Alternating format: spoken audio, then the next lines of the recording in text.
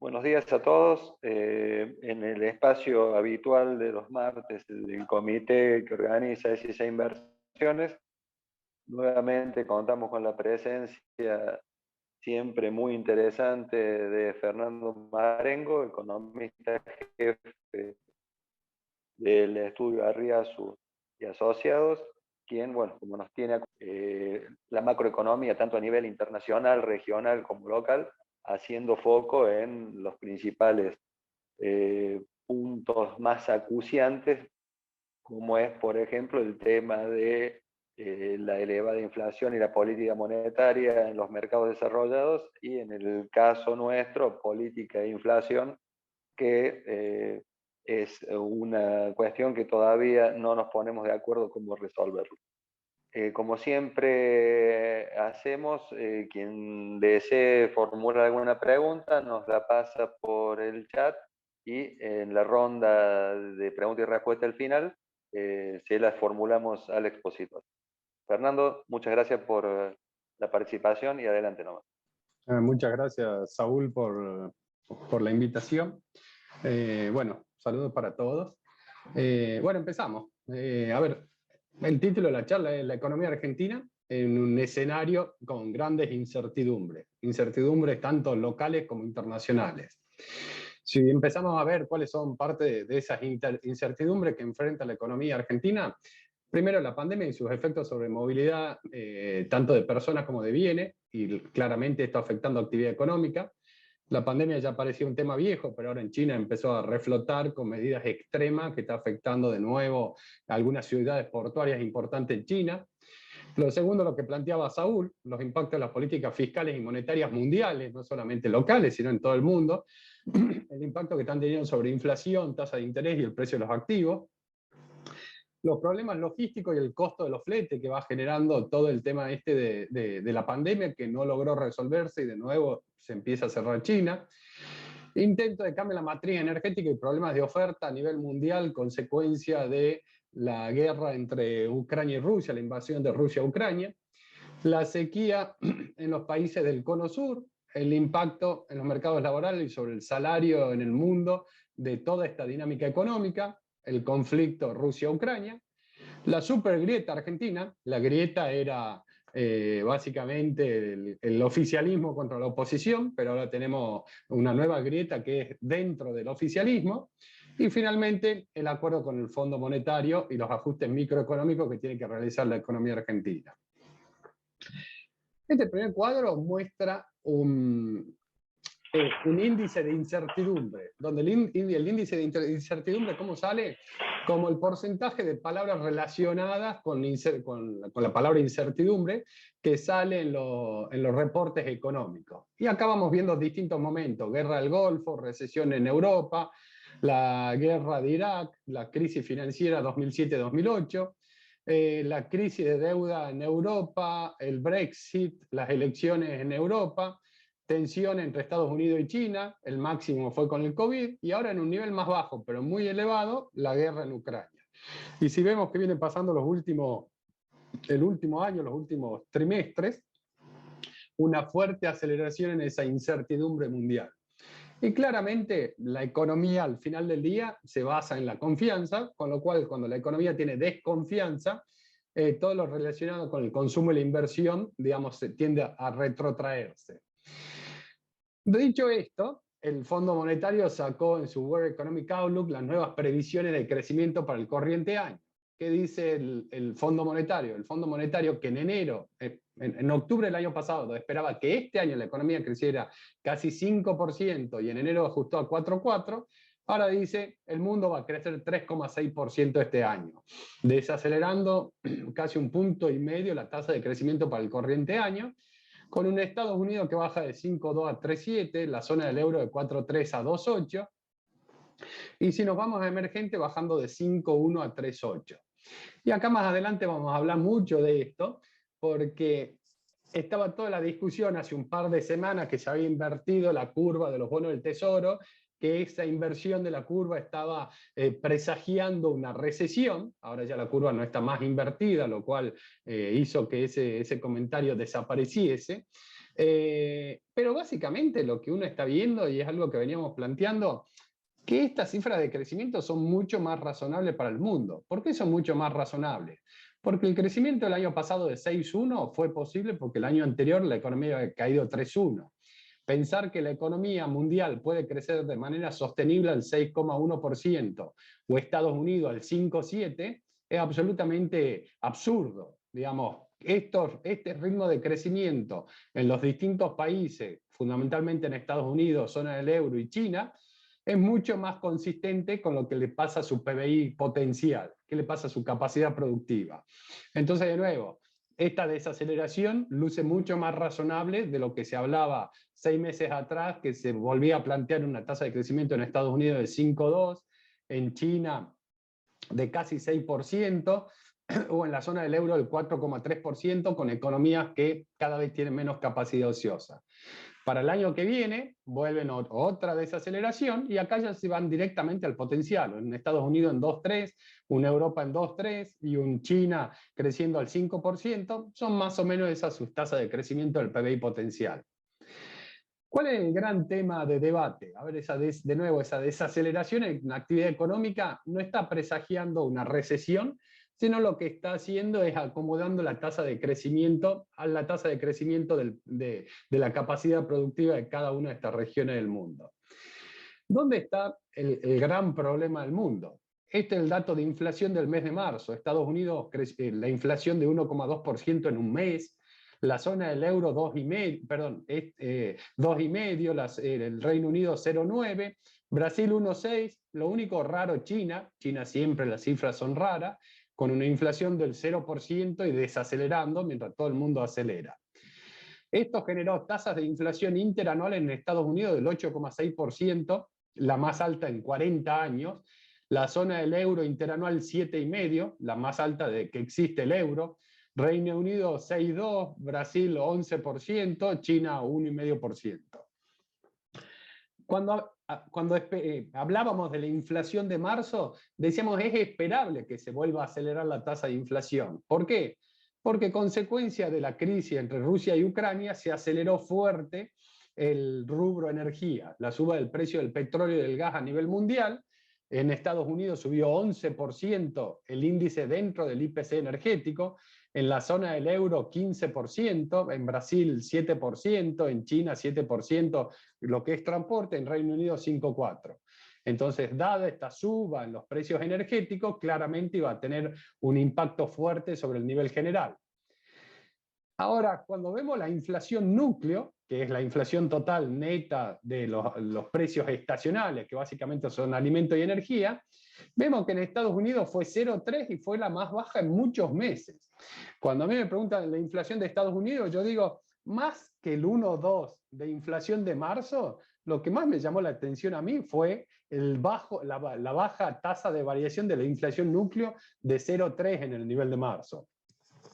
Porque no había nada que pudiera presagiar una reducción de la inflación core. Y ahora vamos a ver qué pasó con eso. El Fondo Monetario, cuando saca las proyecciones de crecimiento, también pone una proyección de inflación. Y lo que en octubre, la proyección que hacía en octubre para el corriente año, para el 2022, decía que la inflación iba a ser 3,4 a nivel mundial, en abril dice va a ser 6,8. Duplicó la expectativa de inflación para el corriente año, con un Estados Unidos que pasa de 2,6 a 7,7, con una zona del euro que pasa de 1,4 a 5,3, triplicando las tasas de inflación anteriores, y con economías emergentes que pasan del 4,6 al 8,7, casi que duplica la tasa de inflación para el corriente año. Y vuelve a corregir el año próximo, también elevando las tasas de inflación en niveles más consistentes con las metas de los bancos centrales, pero vuelven a acelerar la tasa de inflación para el año que viene. Estas son las proyecciones. Esta es la proyección que hacía el Fondo Monetario en octubre, que iba pasando con la tasa de inflación en Estados Unidos. Esta es la que hizo en enero, dijo va a ser más grande, va a bajar, pero va a volver al mismo nivel anterior. Y esta es la que hizo ahora en abril. Dice, bueno, va a haber un pico mucho más alto, pero después va a bajar fuertemente y va a volver a lo que esperábamos en enero, hacia mediados del 2023. Lo mismo zona del euro, un fuerte pico y una fuerte desaceleración. En el caso de economías emergentes y en desarrollo, en vía de desarrollo, un fuerte crecimiento, la desaceleración le cuesta mucho más. Pero en todos los casos es como que espera que se vuelva a la tasa de inflación que se proyectaba en enero, básicamente este pico de acá asignándoselo a la crisis entre Rusia y Ucrania, pero que una vez superado ese impacto, volveríamos al sendero anterior. Vamos a ver qué es lo que está pasando en Estados Unidos con la política fiscal y los ingresos y los gastos de la familia. Este es el resultado fiscal de Estados Unidos 2017, 2018, 2019, 2020, año de pandemia, 15 puntos de déficit fiscal en Estados Unidos, absolutamente justificado por la implosión económica que generaba el aislamiento a consecuencia de la pandemia. Y este es el 2021, con un déficit de casi 13 puntos del producto, absolutamente injustificado, con una fuerte expansión del gasto en el mes de marzo, por una irresponsabilidad de Biden de aplicar un nuevo paquete de estímulo a la economía americana que ya estaba creciendo arriba de su potencial y creando empleo. Y este es cómo viene hasta el mes de marzo. El periodo fiscal en Estados Unidos va de septiembre a septiembre, vamos, los primeros 6 meses del año va con 2,8 de déficit fiscal, y va en línea con los años anteriores que terminaron con un déficit entre 3,5 y 4,5 del PBI. Si uno supone que este año vas a terminar con un déficit en torno a 4 puntos del producto, bueno, ahí ya tenemos $1 trillón de ofertas de bonos del Tesoro para financiar el déficit fiscal. Entonces, pensando en la dinámica de tasas de interés y qué puede pasar a futuro, bueno, acá ya tenemos una parte de oferta de bonos. ¿Cómo viene financiando Estados Unidos ese déficit fiscal? Estos son los déficits mes a mes. Acá se ve el déficit de febrero y de marzo. Esto es la disminución del saldo de caja. Y esta es la colocación de deuda que le hace, el verde que le hace a la Fed, y la violeta colocación de deuda que le hace al sector privado. Entonces, ¿uno qué puede ver? Que desde diciembre del año pasado, la Fed viene haciendo una fuerte colocación de deuda, fundamentalmente al sector privado, y el área verde nos va mostrando que el famoso tapering, que la colocación de deuda a la Fed iba disminuyendo.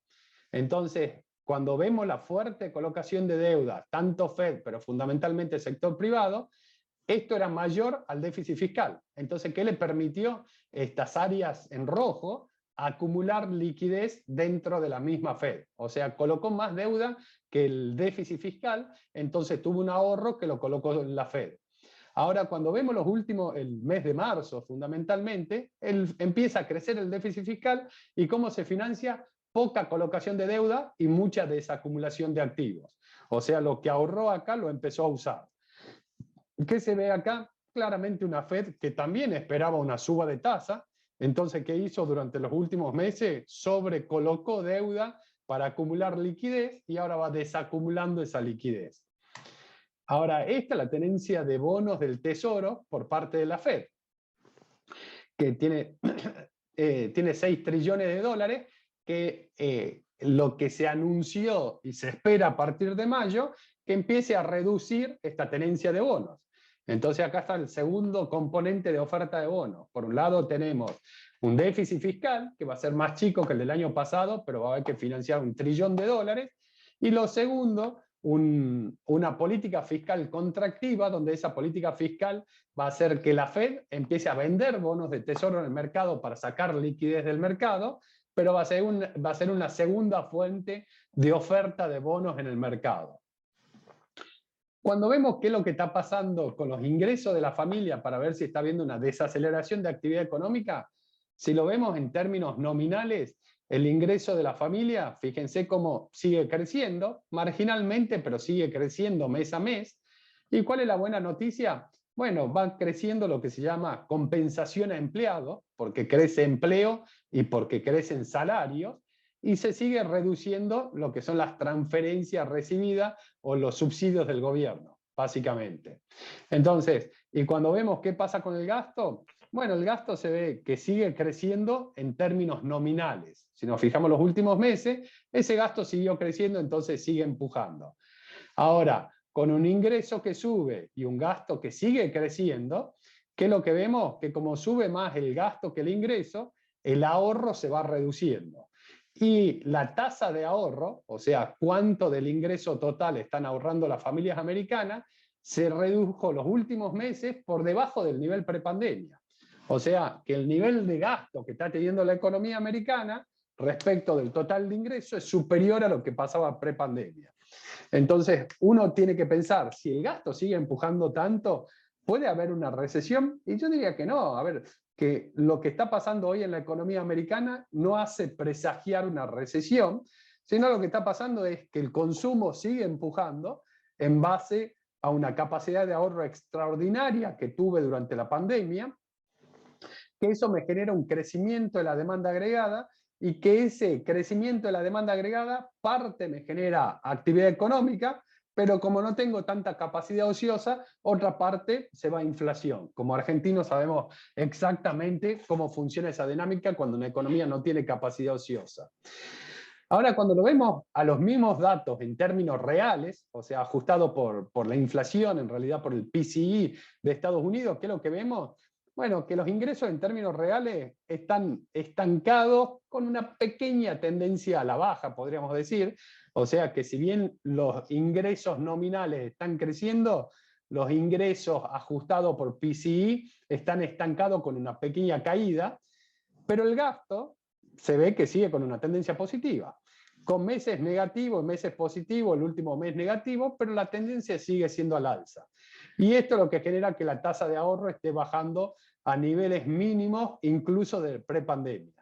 Ahora, ¿cómo puede ser que el gasto siga creciendo con los ingresos que van bajando? Bueno, fíjense lo que pasó durante la pandemia, y si vemos el área verde, la tasa de ahorro, los fuertes niveles de tasa de ahorro que tuvo donde se hicieron los grandes paquetes de estímulo, donde subí el ingreso en momentos que el gasto estaba cayendo, llegué a tener 35% del ingreso de las familias como ahorro, y acá está, yo diría, la gran imprudencia de Biden, con una economía ya recuperándose en marzo del año pasado, que volvió a generar un fuerte salto en el ingreso, en momentos que se tradujo en gasto una parte de eso, pero otra parte grande fue ahorro. Ahora, el último indicador, ventas minoristas, cuando uno ve esta línea, era la tendencia de largo plazo de las ventas minoristas. Acá, conjuntamente con ese paquete de Biden de marzo, un salto discreto en las ventas minoristas, y cómo sigue creciendo las ventas minoristas. Entonces, de nuevo, esto de que la curva se invierte, que me está presagiando una recesión. A ver, si uno ve las variables, los fundamentos de la economía, las variables macroeconómicas, no hay nada que esté haciendo presagiar una recesión en la economía americana. En esta dinámica, ¿qué pasa con los empleos y los salarios? Bueno, acá la línea roja muestra la tasa de desempleo.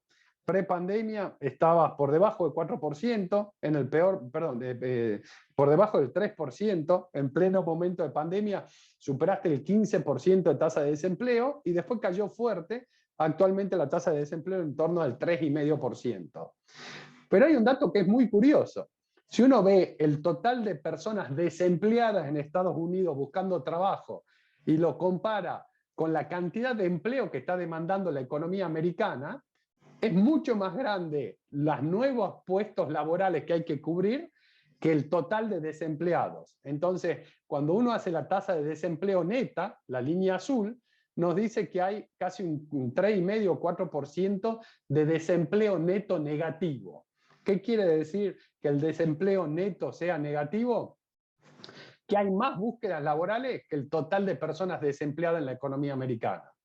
¿Esto qué me genera? Bueno, los salarios siguen tendiendo al alza, con el sector de bienes desacelerándose, el sector de servicios sigue creciendo, actividades financieras también uno podría se está desacelerando en el margen, pero ocio y hospitalidad que sigue creciendo fuerte los salarios. De nuevo, cuando uno ve qué está pasando en la economía americana, una economía que crece a un ritmo por arriba, venía creciendo por arriba de su potencial, y cuando vemos uno de los factores de explicación del potencial con una tasa de desempleo neta negativa.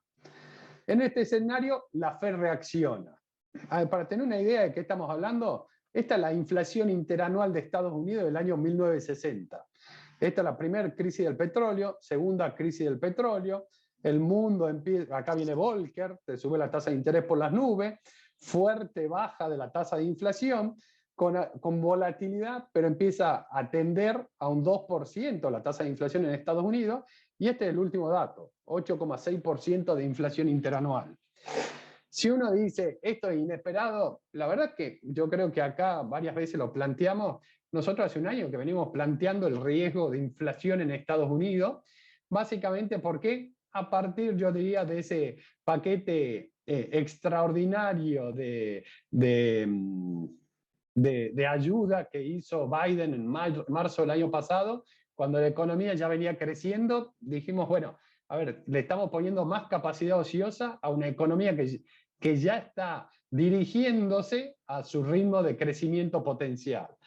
Sobre esto hay que agregarle el último salto que tenemos acá, que es consecuencia de la crisis, la invasión de Rusia a Ucrania, pero ya estaba con niveles de inflación interanual en torno al 6%. De nuevo, para encontrar estos niveles de inflación, ¿a cuándo nos tenemos que ir? A principios de los 80, 40 años atrás. Cuando vemos la tasa de inflación, yo le decía, el dato de inflación de marzo de 1,2 era absolutamente esperado y estaba fuertemente influenciado por energía, que había crecido 11%. Ahora, ¿qué fue lo más llamativo? Que la inflación núcleo haya sido 0,3 cuando venía siendo en promedio 0,5 los últimos meses. ¿Y cuál es el factor que explica esta desaceleración en la core? Autos y camiones usados, que cayó 3,8%, y que me explica un 0,15 de deflación en este mes. O sea, si yo a la core de 0,32 le sumo 0,13, que es la deflación explicada por autos y camiones, estoy en algo parecido a 0,45, que es más o menos el promedio al cual venía la inflación core. ¿Qué está pasando con autos y camiones? Bueno, esta es la inflación, la core sin autos y camiones, y esto es la core total. Si vemos durante el 2021, un año atrás, fíjense cómo la inflación core subió muy fuerte, pero si le neteábamos autos usados era más baja. ¿Por qué? Porque estaba volando, subía 17% por mes, no interanual, sino por mes, el precio de los autos usados. ¿Por qué subía así el precio de los autos usados? Porque era la situación post-pandemia, con gente en el bolsillo, que las medidas restrictivas se habían empezado a diluir, y la gente quería salir de vacaciones, no tomarse un avión, y a esto había que agregarle el problema de abastecimiento de los chips para producir autos por la crisis de logística y transporte en China. Entonces, ¿qué hizo? Bueno, que volaran el precio de los autos usados. Ahora, ¿qué está ocurriendo? Bueno, lo que subió acá fuerte el precio de autos usados, ahora está bajando el precio de los autos usados. Pero si vemos la inflación core sin autos usados, bueno, vamos a ver que viene más o menos al promedio del 0,5%, absolutamente injustificado para lo que es la meta de inflación de la Fed. Dentro de este contexto, ¿qué empezó a hablar la Fed? La Fed empezó a hablar de que habría problemas inflacionarios, pero la crisis entre Rusia y Ucrania generaban presiones al alza adicional sobre la inflación. O sea, ya habría inflación y la crisis genera presiones adicionales, y que puede empezar incluso sobre la actividad económica. Lo segundo, en la reunión de marzo, la Fed decidió subir 0,25 la tasa de política monetaria. Y lo tercero, a mediados de marzo, lo que dijo el comité fue, bueno, puede ser que se empiece a reducir la tenencia de títulos del Tesoro y deuda de agencia y títulos privados respaldados con hipoteca en la medida que sea necesario. Pero lo más llamativo de esa reunión de la Fed fue lo siguiente. Esto era la tasa esto está medido acá en votos de miembros del Comité de Política Monetaria, o sea, esta es la tasa de crecimiento esperada para el corriente año. En diciembre había un miembro de la Fed que esperaba que la economía creciera entre 3,2 y 3%, pero la clase modal esperaba un crecimiento de 3,8, 3,9, y esto es la proyección de marzo. O sea, de un promedio de 3,8, 3,9 bajó a 3, 3,1. Primero, digamos, los miembros de la Fed esperan menor crecimiento para este año, pero lo más llamativo fue esto. Esto era la tasa de inflación que esperaban en diciembre, y esto es la tasa de inflación que esperaban en marzo. El miembro de la Fed más pesimista en diciembre esperaba una inflación entre 3,1 y 3,2%. En marzo, el más optimista esperaba una inflación de 3,7, 3,8. O sea, claramente desplazándose la tasa de inflación fuerte hacia la derecha, hacia mayores niveles de tasa de inflación. Y en esta línea, ¿qué dicen los miembros de la Fed? Los miembros de la Fed que en septiembre decían no va a haber suba en 2022 de tasa de política monetaria, en marzo empezaron a decir no, sí va a haber suba, la tasa de política monetaria va a ir de 0,75 a 1%, y en marzo ahora dicen no, el promedio de miembros de Fed espera una tasa de política monetaria de 1,9%. Entre diciembre y marzo, la proyección de los miembros de la Fed pasó de 0,9 de tasa de política monetaria a 1,9, un punto de suba de expectativa de tasa de política monetaria para fin de año.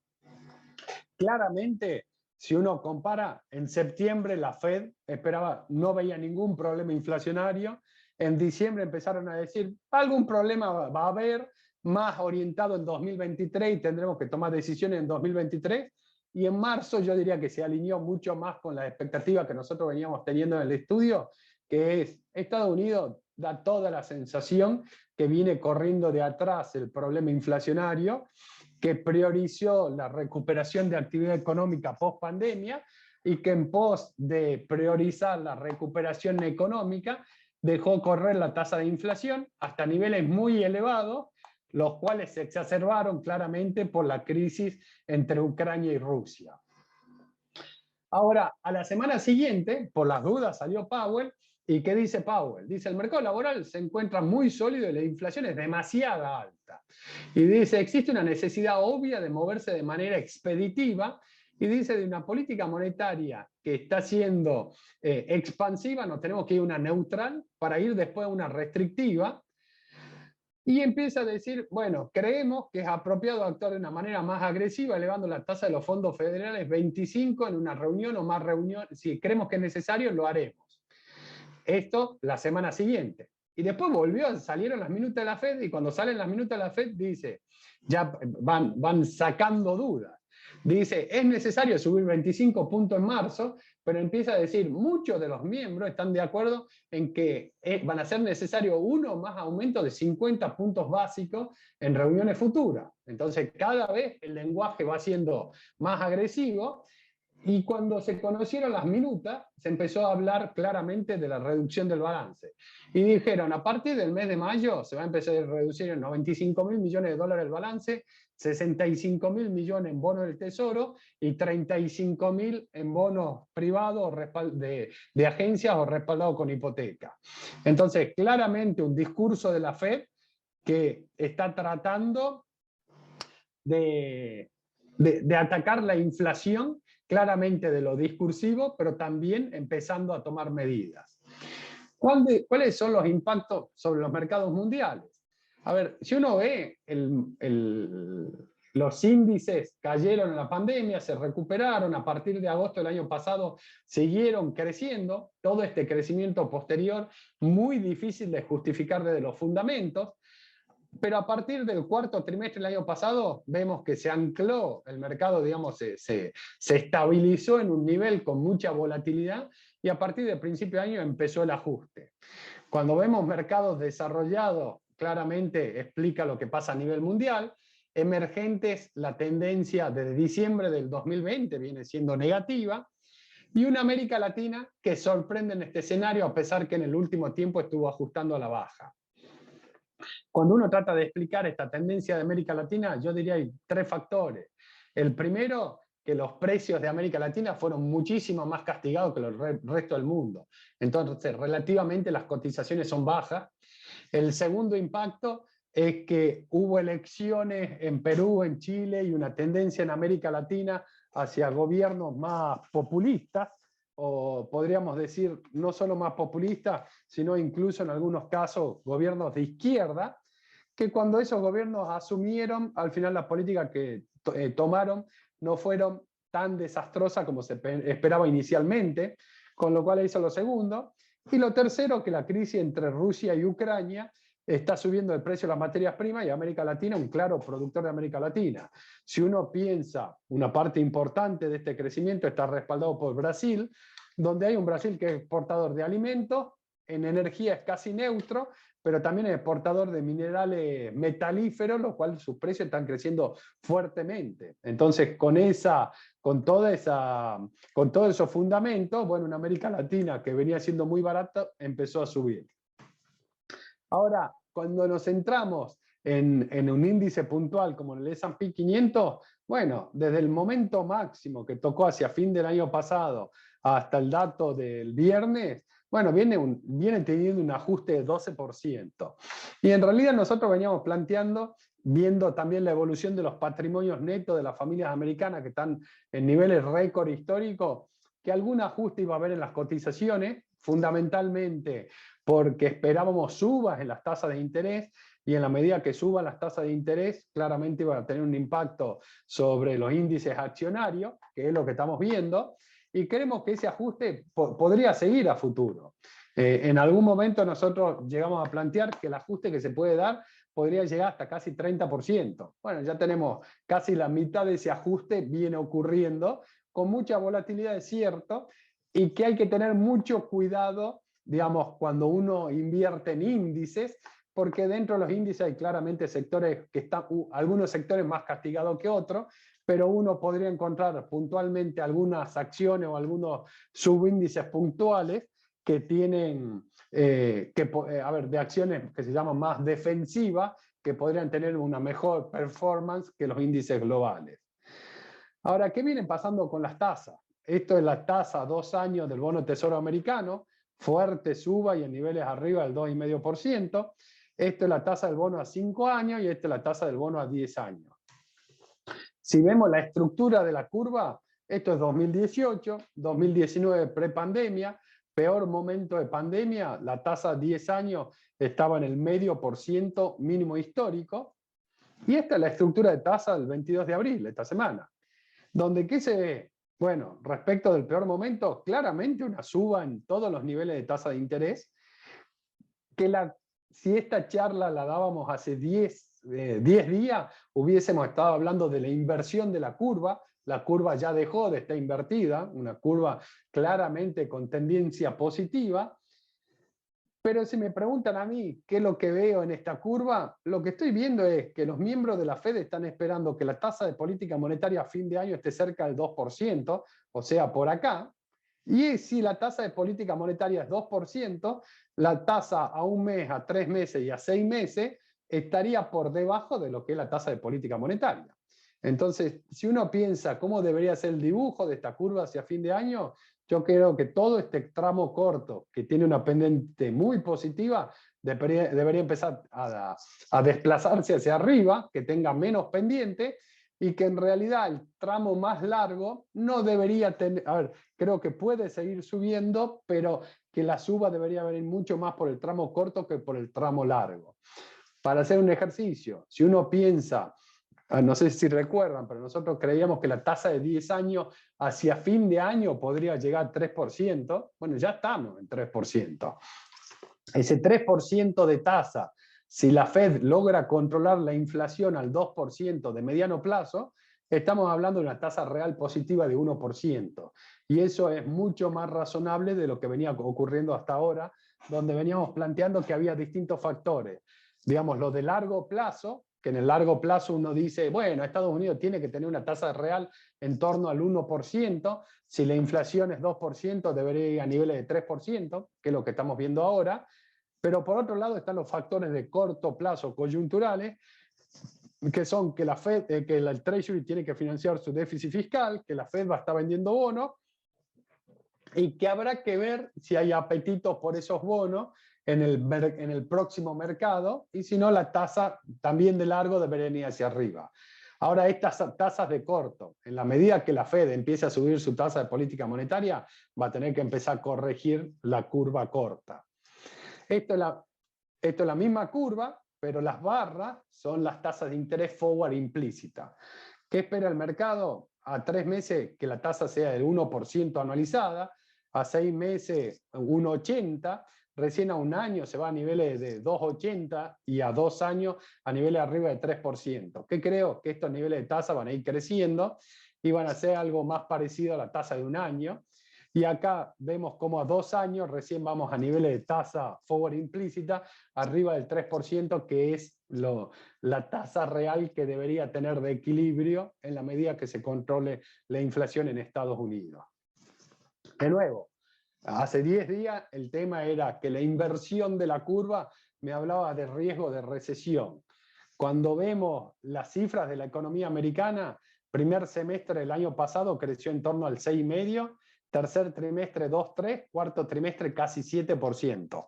Fuerte aceleración en el último trimestre del año pasado. ¿Pero por qué se dio esa aceleración? Porque se está recomponiendo el stock de inventario en la economía americana. Si neteamos en la tasa de crecimiento del PBI por lo que pasa con las variaciones de inventario, que vemos un primer semestre de la economía americana creciendo al 8,5% y un segundo semestre del año pasado creciendo en torno al 1%. De nuevo, ¿me preocupa esto? No, yo creo que es saludable. La economía americana no puede crecer de manera sostenida arriba del 2%. Pensar que se pueda crecer al 5,7% del año pasado durante este año es absolutamente insostenible. ¿Por qué? Por esto.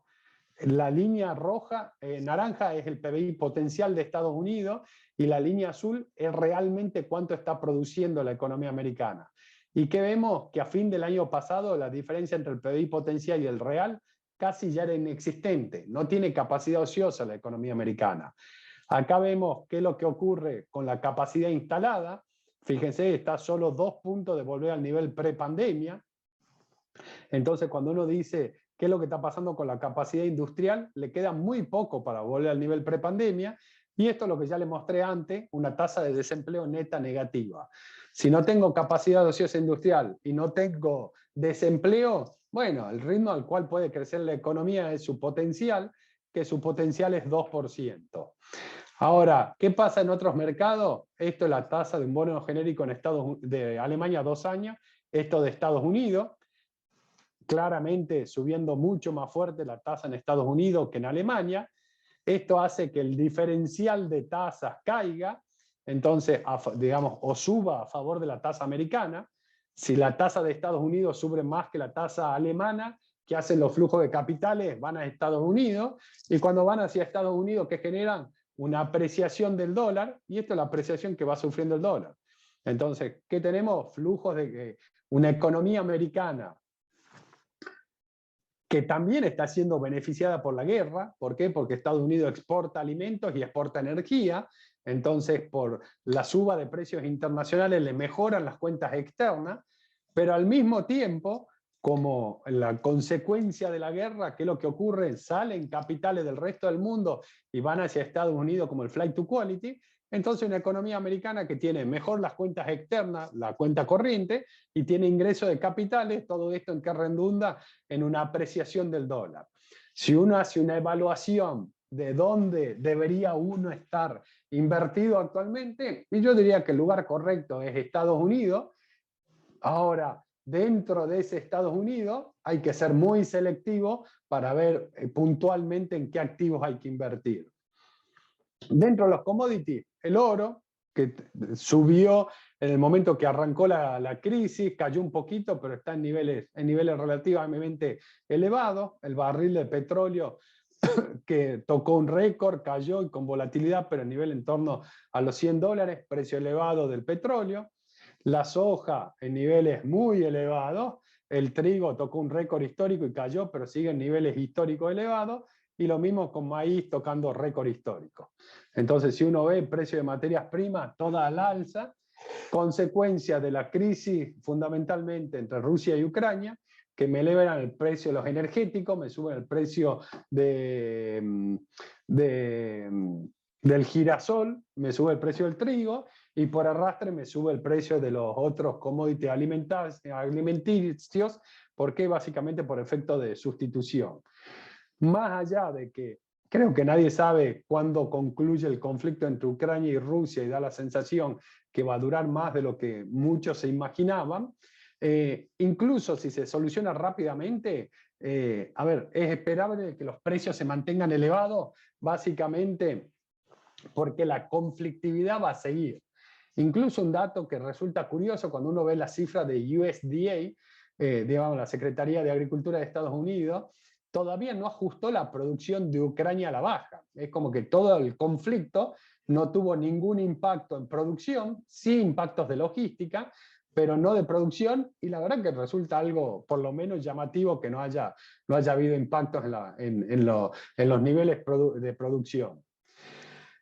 Ahora, ¿qué es lo que vemos? Bueno, los precios de los productos agrícolas vienen subiendo desde diciembre por la sequía en el Cono Sur, inicialmente, pero el alza tomó un gran impulso a partir de la guerra. Los precios que más subieron son los afectados directamente, girasol, trigo y maíz, pero la suba es generalizada. El trigo llegó a casi $500, bajó a $3.90 y está cotizando en torno a $400. El promedio del año pasado fue $260, como para tener un impacto, una idea del impacto que tendría este año.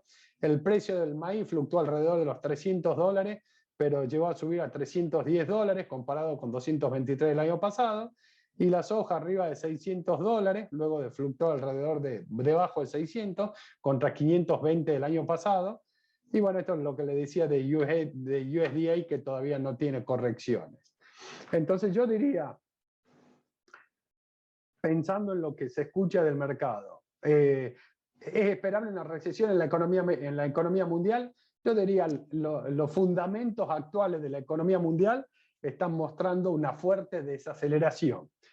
Sí, ahora esa desaceleración es cuando yo comparo el 2022 contra el 2021, pero el 2021 tenía tasas de crecimiento absolutamente irrisorias porque eran comparadas contra un 2020 que era un año de plena pandemia y de implosión económica.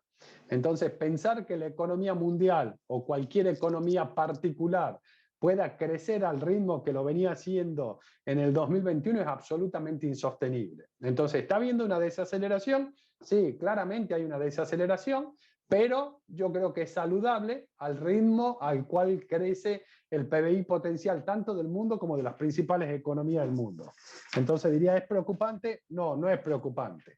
El segundo punto, ¿cuál es el principal riesgo que tiene hoy la economía mundial? Es la inflación, que la inflación se volvió un problema generalizado, salvo China, que llama la atención la cifra de China, y que incluso en China, digamos, empezó a verse un primer trimestre de actividad económica, digamos, bastante malo, pero está teniendo desaceleración de inflación y desaceleración de la actividad económica. Donde el problema inflacionario, los bancos centrales van a tener que empezar a tomar medidas. Es cierto que Rusia y Ucrania tuvo un impacto adicional y que si uno espera que los precios se mantengan elevados, bueno, sobre inflación puede haber la segunda vuelta de precios, pero no sería algo permanente. Digo, si el precio de las hojas se mantiene en $600, bueno, el impacto sobre inflación es de una vez o en 1, 2 o 3 meses, pero después debería tender a desaparecer porque no va a seguir subiendo el precio. Los precios van a ser elevados, pero no es que sigan subiendo los precios. Ahora, previo a la crisis, ya había problemas inflacionarios en todo el mundo. ¿Cómo, cuando uno ve la Reserva Federal, bueno, cómo piensa atacarlo? Claramente con algo que veníamos pidiendo hace tiempo. El tapering ya desapareció, ahora es la hora de subir tasa de interés, y no solamente de subir tasas de interés, sino también de reducir el balance de la Fed. ¿Qué significa reducir el balance de la Fed? Significa que la Fed tiene que salir a vender bonos que compró durante la pandemia, y en la medida que vende esos bonos, lo vende contra dólares, entonces va a empezar a sacar liquidez del mercado. Creo que así como post pandemia la Fed priorizó actividad económica sobre inflación, actualmente el discurso de la Fed claramente está priorizando el tema inflacionario, porque en Estados Unidos la inflación se volvió un tema político y este año es un año electoral. Una de las principales preocupaciones económicas en Estados Unidos es qué está pasando con la inflación. Entonces la Fed, bueno, creo que empezó a tomar nota de eso y empezó finalmente a pelear seriamente contra la inflación. ¿Puede ser recesiva esa lucha contra la inflación? A ver, yo creo que de nuevo, cuando uno ve lo empinada que está la parte corta de la curva y después cómo se aplana, lo que está esperando el mercado un fuerte apretón monetario, que es lo que está anticipando la Fed, y que después cuando se aplana la curva es que la Fed va a ser exitosa controlando esa inflación, entonces después se achata esa curva. Puede ser recesivo el ajuste de la Fed. De nuevo, yo diría que hasta hoy todos los indicadores lo que muestran es una desaceleración al ritmo potencial. ¿Puede ser recesivo? Sí, claramente podría ser recesivo, pero todavía no hay ningún indicio de que muestre que la economía americana está entrando en recesión. Yo siempre comento una cita, creo que estaba en el libro de Alan Greenspan, que Greenspan decía en su momento: lograr un hard landing de la economía es como aterrizar un jumbo mirando el espejo retrovisor. Claramente, la desaceleración de manera armónica de todas las variables macroeconómicas para llevar la inflación de nuevo a un 2%, cuando venís del 8,5%, bueno, puede afectar expectativa, y si afecta expectativa y los agentes económicos responden en consecuencia, claramente podría haber una recesión. Pero hoy no hay ningún indicio de que la economía americana esté entrando en recesión. Argentina, dentro de esto está Argentina, situación actual y perspectiva. A ver, actividad económica. Esta es la evolución del PBI mensual de Estados Unidos. Fuerte caída durante la pandemia, recuperación, y el último dato publicado el mes de enero, que este es un ejercicio teórico, no una proyección. Si uno supusiese que la economía se estanca en el nivel de enero el resto del año, o sea que no crece más en términos desestacionalizados, como el PBI es el promedio de este año contra el promedio del año pasado, hay una cosa que se llama arrastre estadístico. Bueno, por arrastre estadístico este año la economía estaría creciendo 5%. Entonces, primer punto importante, cuando uno dice la economía argentina este año va a crecer 3%, lo que estamos diciendo es que el dibujo desestacionalizado es que va a ir cayendo actividad económica. Cuando uno ve los últimos datos, en enero la economía ha caído 0,7 contra diciembre, en febrero creció 1,8 contra enero, y ese fuerte 1,8 es lo que genera este arrastre de casi 5% para el año. ¿Cuáles son los sectores que más crecen? Claramente el que más crece es hoteles y restaurantes, porque todavía estoy comparando contra un año pasado fuertemente castigado por la pandemia. Detrás de eso, ¿qué viene? Viene el sector de mina y cantera, sector que viene creciendo fuertemente y donde está uno de los grandes potenciales de la economía argentina de mediano plazo. ¿Y cuáles son los otros sectores? Comercio, que también se viene recuperando 10%, transporte y comunicaciones casi 15%. Cuando vemos qué podemos esperar de crecimiento para el resto del año, a ver, cuando uno proyecta el crecimiento a largo plazo, tiene que proyectar ese PBI potencial. Y el PBI potencial depende de qué pasa con la inversión, de qué pasa con el empleo y qué pasa con la productividad de la economía. Ahora, cuando yo quiero ver qué es lo que va a pasar con el PBI en el corto plazo, me tengo que fijar qué pasa con los factores que impulsan la demanda agregada. Y acá los factores hay tres. Hay factores externos, factores internos y factores exógenos. Factores externos, precios internacionales. Si sube el precio de la soja, como país somos más ricos. Después está la discusión de quién se lleva esa suba de precios, pero como país en general somos más ricos. Entonces, tenés suba de precios por la sequía y por los eventos entre Ucrania y Rusia. Entonces esto te eleva, te ayuda. Movimientos de capitales. Movimientos de capitales depende exclusivamente de confianza. Y si uno tiene que pensar qué va a pasar con la confianza de aquí a más, claramente va a ser negativa. Entonces, esto me juega en contra. Y la situación de los principales socios comerciales va a ser menos positiva de lo que venía siendo, justamente por un mundo que va desacelerando su tasa de crecimiento. Entonces acá tenemos una positiva, una negativa y una pequeño positivo. Ahora, los factores internos, política monetaria y crediticia también depende de confianza. Entonces esto claramente va a ser negativo. Y tenemos la fiscal, donde acá yo pondré un signo de interrogación, pero la fiscal, si el gobierno cumple con el programa del fondo, que es de ajuste fiscal, debería ser negativa. Entonces, si el gobierno cumple, esta sería negativa y esta sería negativa.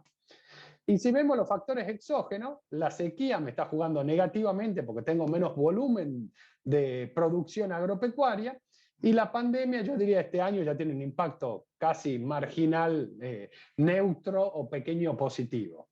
Pero si uno suma todos estos factores, claramente, ¿qué va a pasar con la actividad económica? La actividad económica va a tender a ser negativa este año. Justamente ese crecimiento de 3% para el año, cuando consecuencia del arrastre estadístico estamos en casi 5%, lo que está presagiando es que van a venir meses de caída de actividad en términos desestacionalizados.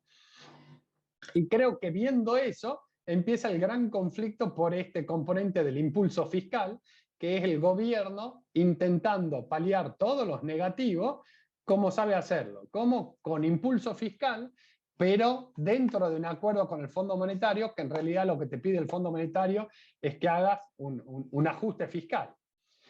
Estos son los últimos datos de construcción e industria que te muestran que crecieron. Esto es lo que explica por qué creció el PBI mensual en el mes de febrero.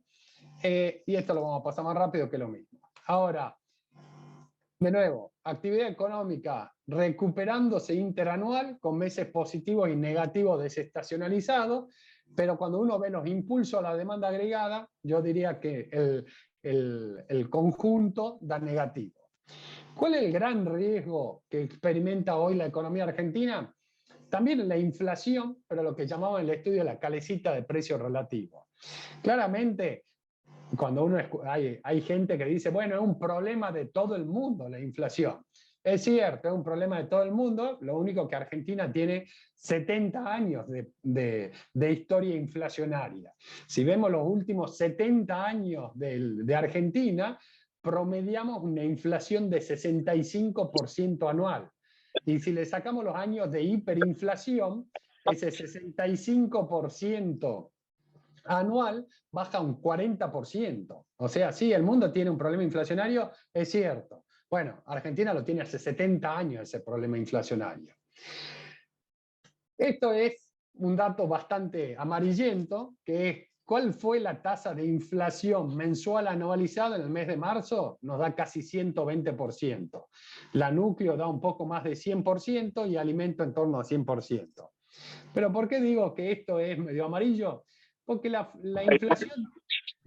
inflación de marzo, que como le habíamos anticipado iba a ser muy elevada, ¿por qué? Porque iba a estar pleno el impacto de la suba de precios internacionales y del conflicto entre Ucrania y Rusia. Iba a estar el impacto de la suba de combustibles, de electricidad y de gas que hizo el gobierno cuando firmó el acuerdo con el fondo durante el mes de marzo. Pero además había componentes estacionales como vestimenta y educación que suben fuertemente en el mes de marzo. Entonces la inflación de marzo, digamos, fue 6,7%. A ver, para encontrar un dato de inflación más elevado que este, hay que irse a marzo del 2002, que fue el mes previo al cual la dolarización la pesificación a 1,40 que hizo Duhalde en su momento, después dejó flotar el tipo de cambio. Si queremos ver cuál fue el otro dato de inflación más elevado, sacando abril del 2002, nos tenemos que ir a marzo de 1991, el mes anterior al inicio de la convertibilidad, cuando Herman González hizo volar el tipo de cambio para empezar la convertibilidad con un tipo de cambio extremadamente barato. Entonces, este 6,7 es comparable con dos momentos donde el tipo de cambio voló por el aire. Y en este 6,7 el tipo de cambio no subió. O sea, claramente un dato de inflación muy malo.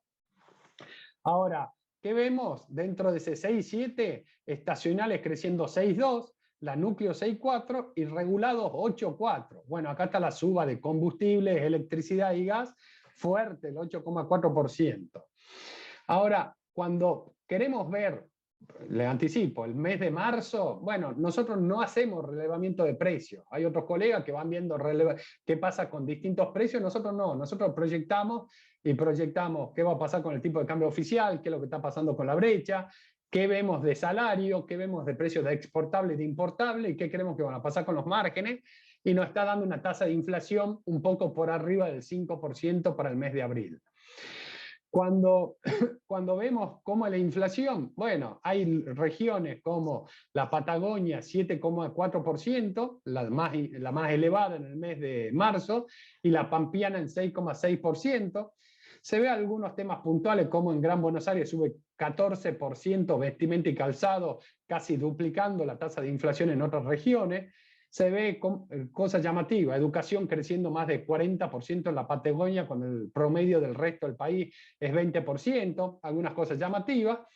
Pero ¿qué vemos? Bueno, una tasa de inflación interanual en el 55%, de nuevo, cuando la de marzo anualizada da 120%, pero no la podemos tomar como relevante, pero nuestra proyección estamos yendo a una tasa de inflación en torno al 70% en el año, en un escenario donde no hay ningún salto cambiario discreto, digamos, no hay ningún, con el gobierno controlando, entre comillas, de alguna forma, las variables económicas, tenemos una tasa de inflación en torno al 70% para el año. Esto, como les decía, con un tipo de cambio que se viene retrasando contra la inflación y con unos precios regulados que también se vienen retrasando contra la inflación. O sea, sin hacer los ajustes microeconómicos que necesita la economía, tenemos una inflación en torno al 70% para el año. Ahora, ¿cuál es el riesgo? El riesgo es lo que nosotros llamamos esta calecita de precio relativo. ¿Qué es la calecita de precio relativo? Yo, gobierno, digo, quiero ajustar el tipo de cambio real, entonces devalúo el tipo de cambio oficial. Bueno, eso me genera inflación. Ahora, ¿qué hago? Mejoro el tipo de cambio real, pero empeoran las tarifas respecto a inflación y los salarios contra la inflación. Entonces después viene el gobierno y dice, bueno, hay que recomponer las tarifas. Bueno, subamos las tarifas. Ahora cuando subo las tarifas, vuelvo a tener inflación. Y cuando vuelvo a tener inflación, ¿qué pasa acá abajo? Bueno, la mejora del tipo de cambio real no es tanto, mejoré las tarifas contra inflación y ahora los salarios están peor que antes. Entonces vienen los sindicatos y me dicen, tengo que ajustar los salarios. Entonces hacemos paritaria, recompongo los salarios, subo salarios. Entonces, ¿qué me genera esto? Otra vuelta de inflación. Entonces, ¿qué tengo acá abajo? Bueno, que tengo menos mejora de tipo de cambio real, menos mejora de tarifa y los salarios los recompuse en términos reales. Entonces después viene el sector empresario y dice, yo tengo que recomponer los márgenes porque estoy perdiendo en términos reales. Entonces recompongo los márgenes, vuelve a subir la inflación. Cuando vuelve a subir la inflación, ¿qué tengo? Bueno, un nivel de inflación más elevado que el de inicio y los precios relativos son los mismos que los de inicio. Entonces, ¿qué pasa acá? Y bueno, acá de nuevo digo, bueno, se me retrasó de nuevo el tipo de cambio, entonces tengo que volver a mover el tipo de cambio. Y después van a venir de nuevo las tarifas, vienen de nuevo los salarios, vienen de nuevo los márgenes, y esa es la calecita de precio relativo. El perro tratando de morderse la cola. Digamos, esa calecita nunca para, entonces cada vez terminamos con un nivel de inflación más elevado, y ese nivel de inflación más elevado me deja al final de la vuelta los mismos precios relativos de ajuste, de inicio. Entonces nunca hago el ajuste de precios relativos que necesita la economía. ¿Cuál es el riesgo? Bueno, justamente el riesgo es intentar ese ajuste de precios relativos, que ¿qué es? Bueno, cuando el gobierno sube combustible, cuando el gobierno acuerda con el Fondo Monetario que va a subir la tarifa del gas, va a subir la tarifa de la electricidad, bueno, eso es un ajuste de precio relativo. Ahora, ese ajuste de precio relativo me genera un incremento en el nivel de precio. Ahora, eso me retrasa más el tipo de cambio. Entonces, ¿qué hace el gobierno? Empieza a acelerar la tasa de depreciación.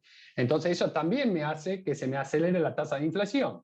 Ahora empezamos a ver los sindicatos diciendo, estoy perdiendo poder de compra, tengo que ajustar los salarios. Y hay sindicatos pidiendo incrementos de 85%, hay sindicatos que dicen los ajustes hay que hacerlos semestralmente, otros que dicen trimestralmente, y claramente también un sector empresario que no está dispuesto a pagar los costos de ese ajuste, entonces va subiendo los precios en la medida que la demanda le permite para recomponer márgenes. ¿Cuál es uno de los riesgos? Yo creo que claramente uno de los riesgos en Argentina es que se acelere la tasa de inflación. Ahora, ¿creo que esto nos puede llevar a una hiperinflación? No, yo creo que el riesgo hiperinflacionario es bastante bajo, Básicamente, ahora lo vamos a ver, ¿por qué? Por un tema de estacionalidad, por un tema de demanda de dinero de parte de la economía, los niveles de monetización, lo cual le ponen un ancla a que se dispare y tengamos una hiperinflación como supimos tener en algún momento. Ahora, lo que sí creo que hay un riesgo elevado es que la tasa de inflación se vaya acelerando. Para tener una idea de esa calecita de precio relativo, cómo funciona, bueno, si tomamos los últimos 6 años de manera caprichosa, podemos tomar los últimos 5, los últimos 10, lo que queramos, en Argentina vemos que las tarifas perdieron 10% contra la inflación, los salarios perdieron 20% contra la inflación y el tipo de cambio mejoró 10% contra la inflación. Ahora bien, para que se diera este cambio de precios relativos, ¿sí? Que uno podría decir, bueno, el salario cayó fuerte, las tarifas en realidad están cayendo contra la inflación y hay que ajustar las tarifas. Ahora el tipo de cambio, después vamos a tener problemas y vamos a empezar a decir, bueno, se está retrasando el tipo de cambio, entonces siempre tenemos esta calecita de precios relativos. Pero para lograr este ajuste de precios relativos, ¿qué pasó en los últimos 6 años? Acumulamos 700% de inflación. El dólar en el mercado oficial lo multiplicamos por 8, en el paralelo lo multiplicamos por 13, subimos 630% las tarifas y los salarios subieron 530%. Entonces, ¿cuál es el riesgo? El riesgo es que en pos de corregir precios relativos, que lo necesita la economía, pero sin el entendimiento, la decisión y o el poder económico para determinar quién es el perdedor y frenar ese ajuste de la calecita de precios relativos, bueno, el riesgo es que empecemos a ver variaciones nominales claramente arriba de estos niveles. De nuevo, si se fijan, en los últimos 6 años nunca la inflación llegó en torno al 70% y nosotros ya para este año estamos proyectando en un escenario, no sé si la palabra es tranquilo, pero en el escenario, digamos, sin grandes sobresaltos, 70% de inflación para el corriente año. Si vemos una evolución histórica, esto es lo que pasó contra inflación en los distintos componentes. ¿Qué pasó con cada uno de los componentes de la inflación? Bueno, si empezamos desde 2006, fíjense, las tarifas perdieron 70% contra la inflación. Después viene el tipo de cambio, perdió 45 por casi 50% contra la inflación, y después vienen los salarios que perdieron 22%. Entonces, esto es más largo que lo que aparecía en el cuadro anterior tenía solo 6 años, acá estamos tomando 15 años, entonces uno podría decir, ¿y cuál es el precio relativo que menos ajustó? Y parecerían ser los salarios. ¿Y cuál es el que más ajustó? Las tarifas. Bueno, da la sensación que ahora ¿qué hay que hacer? Bueno, dejar recomponer las tarifas. Ahora, recomponer las tarifas significa subir las tarifas por arriba de la inflación. Y que después, en segundo lugar, uno podría decir el tipo de cambio también está retrasado. Ahora, si yo ajusto tarifa y tipo de cambio, claramente el que está pagando el costo son los salarios. Si yo no tengo el poder, el entendimiento, la decisión de dejar que el ajuste lo hagan los salarios y por atrás empiezo a abrir paritarias o subas por decreto para tratar de compensar el ajuste de tarifa y de tipo de cambio, bueno, lo que voy a tener como resultado es aceleración en la tasa de inflación. ¿Qué pasa mientras tanto con el tipo de cambio y la brecha? Esto es el ritmo al cual se va depreciando semanalmente el tipo de cambio oficial. ¿Y qué es lo que vemos? Que venía al 3%, saltó al 4% y en realidad la última semana está arriba del 5%. Un banco central que va acelerando el ritmo de depreciación del tipo de cambio oficial. Lo cual mencionamos ya alguna vez que estos se parecen bastante, incluso en el acuerdo con el fondo está mencionado un crawling peg, y es un riesgo en la economía argentina ir acelerando la tasa de depreciación, porque yo, formador de precios, o que vendo un bien importado o exportable, y veo que el ritmo va al 5%, bueno, le empiezo a poner un piso a la tasa de inflación. ¿Qué pasa con el tipo de cambio? En el margen, el oficial, se empieza a depreciar un poco más rápido, el contado con liqui que venía cayendo, los últimos días pega un salto. Y la brecha cayendo. Y acá hay algo que nosotros habíamos planteado meses atrás. Nosotros esperamos que la brecha caiga. Pero para ser honesto, esperábamos una caída de la brecha más por un ajuste del tipo de cambio oficial que por una apreciación del contado con liquidación. Pero, digamos, de hecho, como decidieron no mover el tipo de cambio oficial, la reducción de brecha vino por el contado con liquidación. ¿Por qué? Porque básicamente siempre hay que tener presente que qué pasa en el mercado de cambio es consecuencia de lo que pasa en el mercado de pesos. Entonces, si yo quiero entender qué va a pasar con la brecha o con el tipo de cambio, hay que ver el mercado de pesos. ¿Qué vemos? Que la brecha entre el tipo de cambio blue y el tipo de cambio oficial bajó, siempre baja en el primer trimestre del año, bajó en el 2021 y el 2022, lo cual sugiere que hay algún comportamiento estacional, y de hecho lo hay. La actual brecha, que había llegado a 66% a fin de la semana pasada, es la menor de junio del 2021, pero su reducción fue menor a la del año pasado. El año pasado había caído más la brecha en el primer trimestre. ¿Por qué ocurre esto? Básicamente, cada vez que hay un control de cambio, cualquier desequilibrio que haya en el mercado de pesos lo vamos a ver en la brecha. ¿Y qué es lo que se ve? Bueno, que el financiamiento del Banco Central al Tesoro en el primer trimestre del 2022 fue negativo. O sea, el gobierno estuvo retirando recursos de la economía, más de lo que inyectó, le devolvió deuda al Banco Central, entonces esto hace que haya escasez de peso. Y cuando hay escasez de pesos, hay menos dólares para comprar, menos peso para comprar dólares, ya sea al Banco Central o en el contado con liquidación. En este caso, el Banco Central siguió con su tasa de depreciación del tipo de cambio oficial. El faltante de pesos que hizo impactó en el contado con liquidación y te generó una reducción en la brecha. Ahora bien, creemos que es difícil que se mantenga esa reducción en la brecha.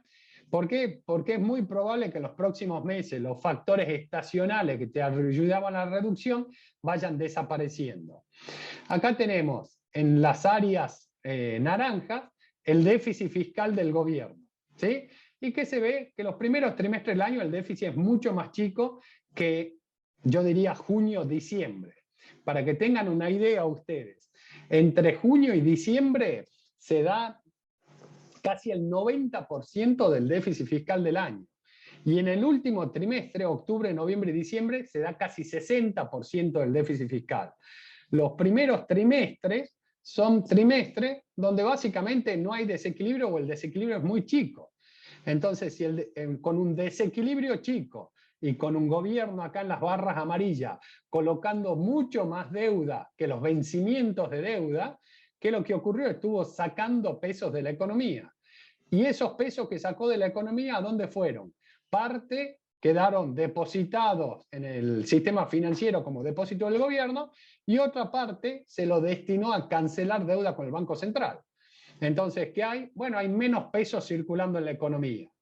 Ahora, cuando vemos qué pasó hasta el 19 de abril, hasta el 19 de abril vemos que en realidad lo que venía siendo contractivo entre el Banco Central y el Tesoro, porque el Tesoro le estaba devolviendo pesos al Banco Central, en abril empezó a ser expansivo.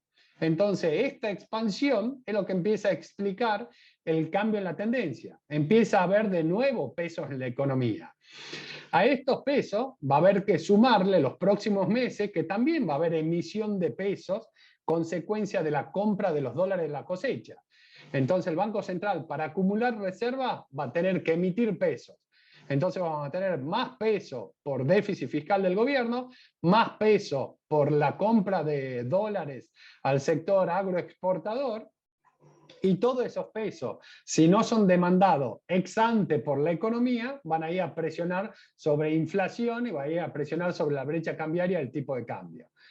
Ahora, yo le decía hace un rato, creo que hay un ancla que tiene la economía. ¿Y cuál es el ancla? El nivel de monetización. Si nos fijamos, el nivel de monetización actual de la economía es el más bajo desde 2002, salvo, ¿por qué? Salvo por el momento en el cual le explotó la situación económica al gobierno anterior y tuvimos un salto cambiario muy grande. Ahora, esta caída fue explicada por el salto cambiario y la inflación en un contexto de una meta de base monetaria cero, o sea, no se emitía pesos y saltó el tipo de cambio y la inflación, entonces fuerte caída de la monetización. Ahora estamos en el segundo menor nivel de monetización. ¿Qué quiere decir esto? Que la economía tiene demanda de pesos para pagar salario, para pagar impuestos, para pagar el día a día. Uno necesita pesos transaccionales, y esos pesos están como billetes y moneda o depositados en los bancos, pero es básicamente transaccional. ¿Podría caer mucho más la demanda de peso? La verdad que creo que es bastante difícil. En momentos de hiperinflación como el 89, el 91 cayó mucho más, pero también hay que tener presente que en aquellos momentos eran momentos en los cuales la economía estaba mucho más informalizada. No había tantos depósitos en el sistema financiero, con lo cual ¿podría caer algo más? Creo que sí, pero esta es un ancla para que la inflación pueda acelerarse, pero no creo que haya riesgos hiperinflacionarios a corto plazo. ¿Cuáles son los desequilibrios macro? A ver, claramente, este es lo que está proyectando el acuerdo con el Fondo Monetario, un superávit en cuenta corriente de medio punto del producto, con un déficit financiero de 4 puntos del producto, lo cual nos da por diferencia que el sector privado debería reducir su salida de capitales. Ahora, ¿cuál es el gran desafío que hay por delante? Que el déficit financiero sea 4 puntos del producto, lo cual implica que el déficit primario sea 2,5 puntos del producto, el gran desafío es la reducción de ese déficit fiscal, que era un desafío antes de que se desate la invasión de Rusia a Ucrania. Ahora, con la suba de los precios energéticos, yo diría que es virtualmente imposible cumplir esa meta. Acá vemos, Argentina tiene una suba en el valor de la cosecha, a pesar de que caen los volúmenes por la sequía, esto está más que compensado por la suba de precios internacionales. Esto es todo lo que está planteando el cuadro anterior, digamos, básicamente que la sequía es compensada por la suba de precios internacionales, pero el gran desafío que tenemos es esto es lo que está pasando con el precio internacional del gas, que la guerra, la invasión de Rusia a Ucrania está generando un cambio en la matriz energética, o por lo menos una sustitución del gas ruso por gas licuado. Entonces, ¿qué empieza a ocurrir? Que Europa empieza a ser un nuevo jugador demandando gas licuado a nivel mundial, que es justamente el gas que demanda Argentina para compensar el faltante, sobre todo en los meses de invierno. De acuerdo a nuestras estimaciones, si Argentina importase todo el gas que necesita para abastecer la demanda en el peor momento del invierno, necesitaría 8.000 millones de dólares más que el año pasado. Esos 8.000 millones de dólares, que básicamente el cálculo es que hacen falta 70 barcos de gas licuado, ¿qué harían al final del día? Digamos, este deterioro es mucho más grande que la mejoría que tenemos en el sector agropecuario. Entonces tendríamos un deterioro de balanza comercial en torno a 4.000 millones de dólares. ¿Por qué digo ex ante? Porque como no tenemos esos 4.000 millones de dólares, ¿cuál va a ser el mecanismo de ajuste? Que no se importe todo el gas necesario. Entonces, cuando no se importe todo el gas necesario, el mecanismo de ajuste va a ser menos gas para la industria, menos actividad económica y recesión. Eso por un lado. Esto es la estimación de la importación de combustible que se va a tener que hacer, muy fuerte en los meses del invierno, después decae, y estos son en miles de millones de dólares cada uno de esos meses. ¿Cuál es el otro desafío? El otro desafío, el que le decía yo, cumplir la meta fiscal. Cuando vemos los últimos 12 meses, ¿cuáles son las principales cuentas del gasto primario del gobierno? El gobierno gasta, el gobierno nacional, 7,2 puntos del PBI en jubilaciones y pensiones, 4,4 en gastos sociales, 3,1 en subsidios económicos y 0,7 en déficit operativo de empresas públicas. ¿Qué quiere decir esto? Que si el gobierno quiere hacer un ajuste sin tocar jubilaciones y gasto social, el ajuste claramente, como está planteado en el acuerdo con el fondo, debería venir de subsidios económicos y del déficit operativo de empresas públicas. Entre los dos hay casi 4 puntos del PBI de gasto primario. Entonces, atacando ahí, rápidamente se podría bajar el gasto público y el déficit fiscal. Ahora, atacar estos subsidios económicos, que en el margen ya están siendo mucho más de 3%, estos son los últimos 12 meses, pero tengan en cuenta que el impacto de la guerra también sobre los subsidios y sobre el gasto del gobierno recién tuvo impacto en el último mes, y estos son los últimos 12 meses, o sea que el margen está muy arriba de eso. El desafío que tiene hoy el gobierno es que tiene que hacer un fuerte ajuste de tarifa para mantener el déficit fiscal. Y si quiere reducirlo al déficit fiscal, de acuerdo a lo programado con el fondo, el ajuste de tarifa debería ser arriba del 100%. Esto es la evolución del déficit, el último semestre anualizado. Esto es lo que viene pasando con los gastos, suben marginalmente, con los ingresos, esto con los gastos, ajustaron y ahora se estabilizaron. Pero si vemos el último semestre anualizado, se está partiendo de un déficit primario de 3,5 puntos. Pero de nuevo, en el margen ese 3,5 es más de 3,5 y la meta con el fondo es que hay que cumplir un déficit de 2,5 del PBI. Para tener una idea, en el mes de marzo, de ese incremento marginal, en el mes de marzo el gasto primario interanual creció 85%. Los gastos sociales crecieron 58% en línea con la inflación. ¿Qué es lo que explica el crecimiento del gasto? Subsidio energético creciendo 235%, subsidios totales, subsidio energético creciendo 350%.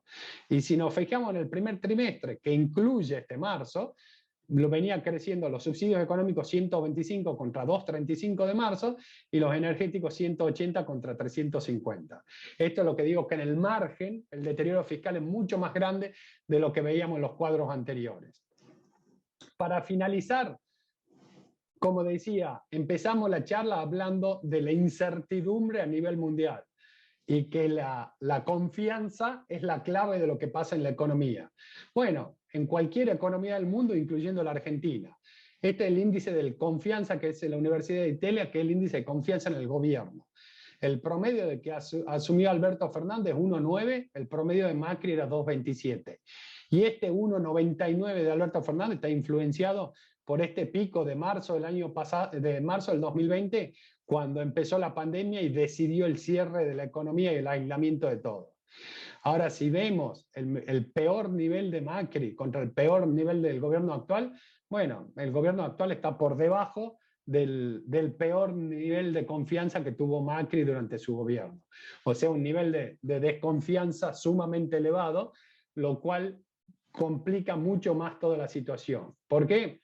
Porque hay que ajustar, tenemos un desequilibrio ex ante en las cuentas externas que no tenemos para financiar, tenemos un desequilibrio en las cuentas fiscales que está creciendo en el margen en consecuencia de la crisis entre Ucrania y Rusia, que hay que empezar a subir las tarifas. ¿Para qué? Para mantener el déficit, lo cual ya genera una incertidumbre sobre cómo se financiaría ese déficit, más allá del acuerdo con el fondo y toda la contabilidad creativa que le están metiendo para cumplir ese acuerdo con el fondo.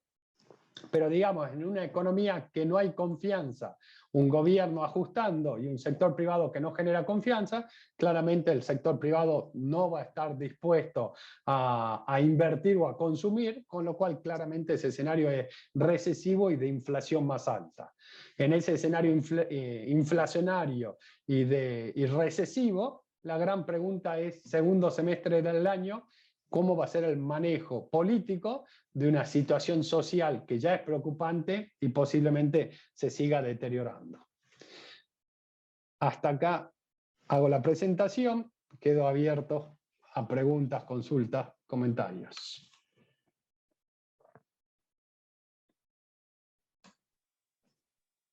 Muchas gracias, Fernando. Muy buena, como siempre, la presentación. Empezamos las preguntas de atrás para adelante. Uno escuchó, bueno, lo que está pasando en el mundo y demás, y es en cierta forma preocupante, pero todos los procesos de ajuste de tasa de interés en el mundo tienen esa cuestión. Cuando uno escucha las cosas de Argentina, bueno, esa preocupación adquiere algunos rasgos bastante más complicados.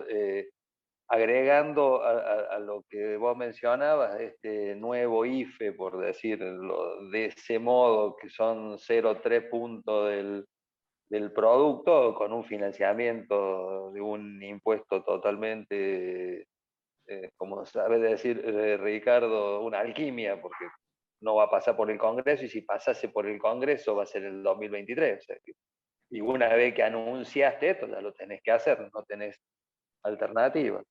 con lo cual eso va a ser más déficit.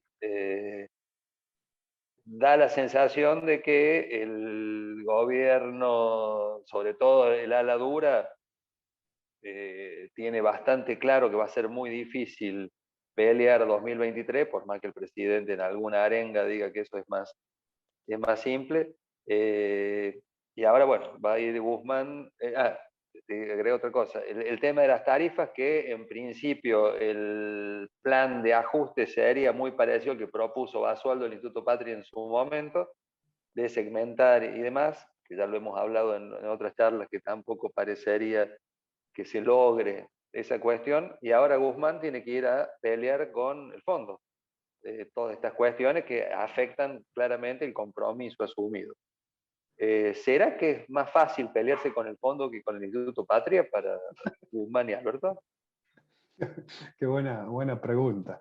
A ver, lo primero que creo es que el kirchnerismo más duro le está hablando al ala dura. Yo creo que se está asegurando, no sé, el 20-25% de votos que tiene, con lo cual el discurso es: yo no apoyo el ajuste, no apoyo el fondo, no paguemos la deuda, que la paguen los ricos, todo esto. Entonces, esto no hace más que ratificar algo que venimos hablando desde antes de las elecciones de 2019, que hay dos visiones contrapuestas y que esas dos visiones en algún momento iban a colapsar y se iban a pelear y tenía que salir un ganador.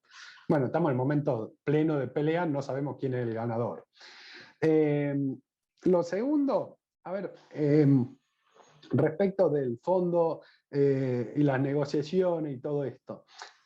Acá lo que hay que tener en claro es que nosotros podemos ir a hablar con el fondo y explicarle perdón, la problemática social, le podemos explicar el problema de Rusia y Ucrania y el impacto que tiene en las cuentas públicas argentinas, que la decisión de subsidiar, todo. Pero la pregunta del millón es: ¿quién va a financiar la diferencia? Porque esa es la pregunta del millón. Porque que el fondo nos diga, bueno, está bien, no cumplas, o que no cumplamos y nos dé un waiver, la pregunta del millón es: ¿de dónde va a salir el financiamiento? Porque para que esto funcione, sería necesario que el fondo diga, bueno, te bajo la meta de acumulación de reservas, entonces usa los dólares eso para financiar un mayor nivel de gasto. O que el fondo diga, yo te voy a prestar más plata, o porque si no hay algún cambio de ese tipo, a lo único que lo están autorizando a Argentina es a emitir más peso que nadie quiere tener en el bolsillo. Entonces lo que te están diciendo es, bueno, financiarlo con mayor impuesto inflacionario. Y punto final. Entonces, yo creo que más allá de todo el folclore de la pelea, la pregunta del millón es que hay que decir, bueno, si no cumplimos la meta, ¿de dónde va a salir el financiamiento adicional? Cuando uno ve el dato puntual del mes de marzo, hay una gran controversia en ese resultado, porque aparecieron 100.000 millones de un ingreso que es una aberración. Si después se verifica, sería una aberración lo que hicieron.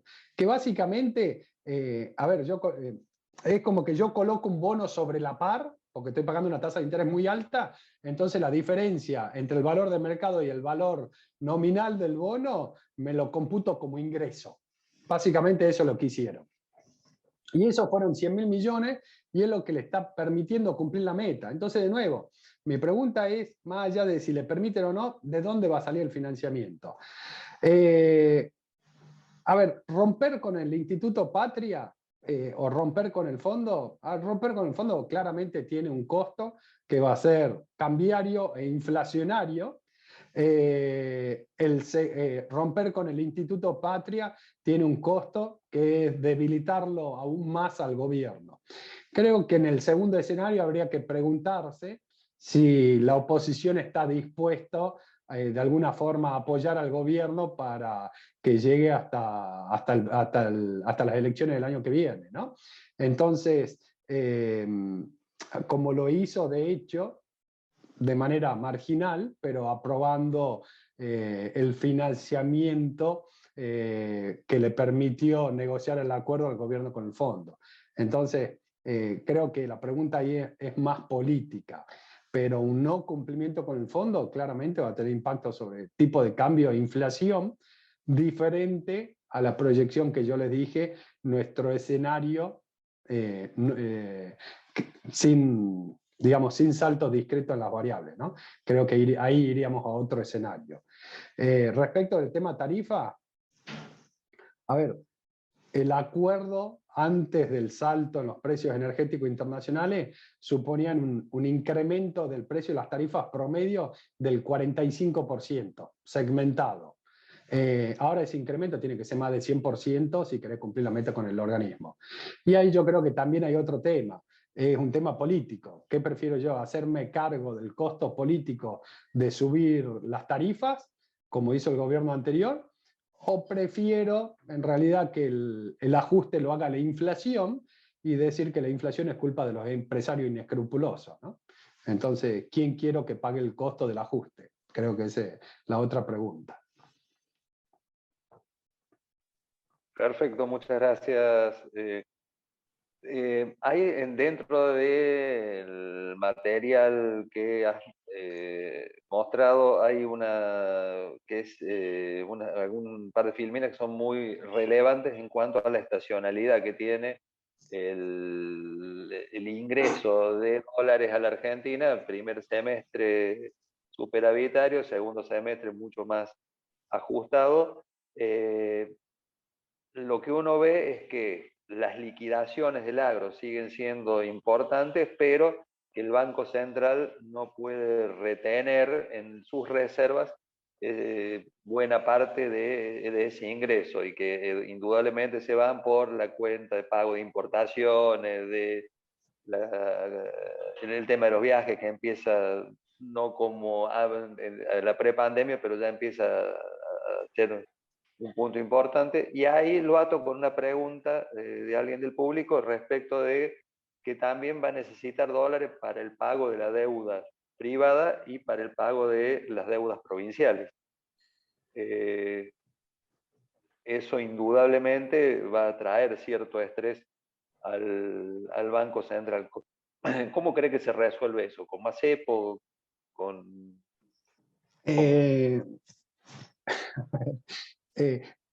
A ver, primero, yo no creo que los cepos resuelvan nada, porque claramente, digamos, en Argentina vienen cepadas hace una década y los problemas solamente se incrementaron. Ahora eso no quiere decir que posiblemente se intente más cepo. A ver, yo estoy completamente de acuerdo con lo que plantea Saúl. Acá hay dos estacionalidades. Un primer semestre superavitario de divisa y un primer semestre de desequilibrio fiscal chico. Y un segundo semestre de sequía de divisa cuando el déficit fiscal es muy grande. Entonces uno dice, bueno, hasta mayo más o menos el gobierno puede mantener la situación, tiene que ver cómo va a ser para acumular divisa, porque además tiene que cumplir una meta con el Fondo Monetario de acumulación de reservas, y este es el momento de acumularla, tanto para usarla en el segundo semestre como para cumplir con la meta.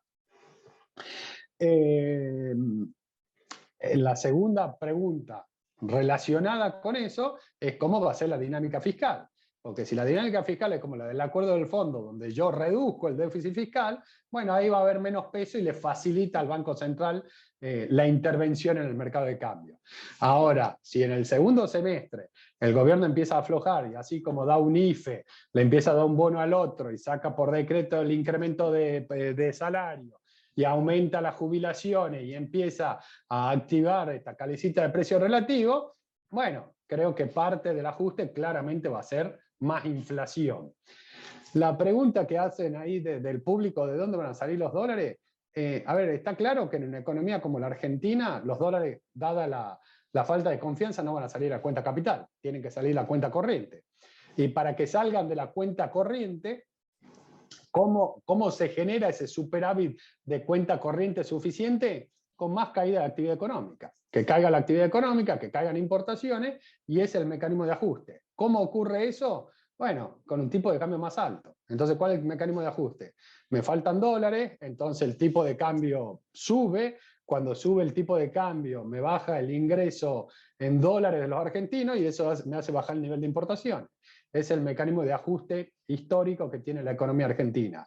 Creo que el gobierno está tratando de impedir ese ajuste. Yo insisto, me llama la atención que el Fondo Monetario no lo haya pedido de inicio, y creo que si hay algo en lo que venimos, en lo que me quedé corto de las proyecciones los últimos meses, creo que lo que pasa en el contexto internacional, la tasa de inflación, la Fed y todo esto, venimos muy bien. Ahora creo que en la parte de Argentina yo esperaba una reducción de la brecha, pero como lo dije, subiendo el tipo de cambio oficial y no ocurrió.